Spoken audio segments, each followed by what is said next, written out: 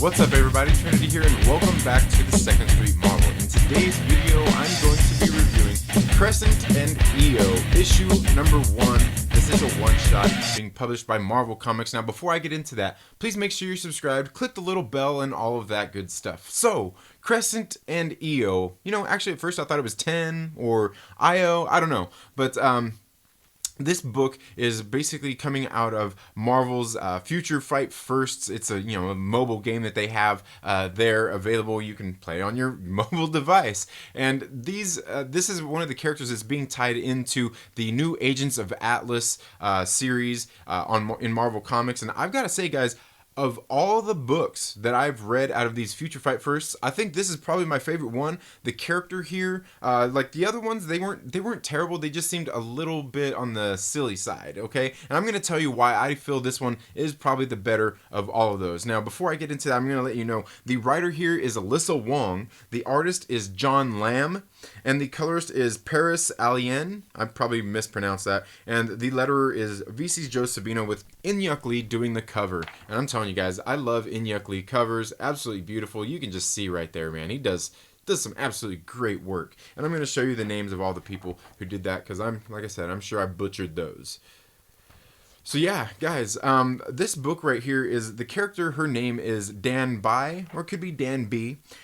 Basically, what happened here is she don't really have powers. She's trained in, like, I believe Taekwondo possibly. But we see that basically what happens, she's obviously being sought out by Jimmy Woo to join the new Agents of Atlas, and she's been going to taking like karate classes, or it could be taekwondo or whatnot. I don't exactly remember. Okay, I'm sorry, but basically what happens is, like, her mother had ditched out on the family sooner, while she was younger, and she's still pretty young in this book, probably preteen or maybe right around being a teenager. And her father is there, so she's living with her father, and he's obviously having problems, struggling making a living for the family to keep a roof over their heads. And it looks like he has like an antique shop that he runs, and it looks like he gets into gets in with some bad people doing some probably some bad things, some bad business. But here he actually sends her to her karate class or martial arts class, where she's there, and he says that I will see you there very, very soon. I'll be picking you up.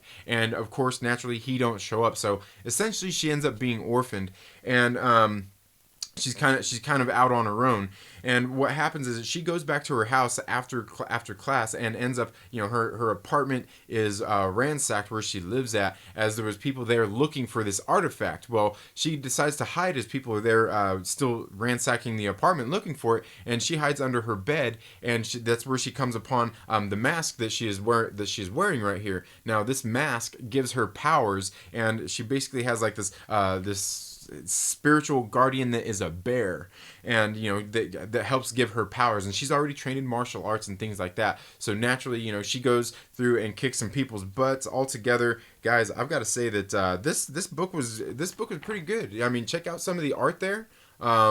Again, it's your basic, Marvel art that you expect out of a lot of their books. You can see right here, she's going through kicking some of the people's butts as they're in there trying to take her in, and she ends up like I said, she ends up kicking their butts, and ends up getting kind of picked up by Woo. I can't even by Jimmy Woo, who has been putting together this crew for the new Agents of Atlas. And again, guys, I thought this one was actually pretty well written. Like I said, the least of the silly characters, or the least silly of all these characters that have been in these Marvel Future Fights Firsts.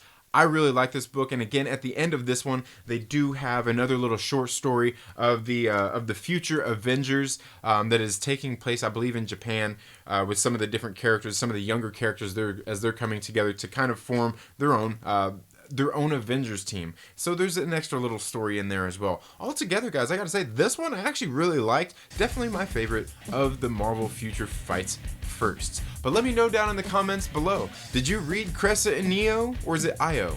Let me know what you think down in the comments below. That's all I have for this video today, folks. Thank you all so much for tuning into the Second Street Marvel. If you haven't already, please make sure you're subscribed and click that little bell so you get notifications anytime I've uploaded new content. And if you like this video, please give it a thumbs up, and if you don't, feel free to give it a thumbs down. It's all good. I do not take it personally. But while you're at it, make sure that you share it with a friend and invite them to come hang out with us here on the Second Street Marvel. You all have a very good day. Have a great rest of your week. Happy reading, and we'll see you in the next video. Later.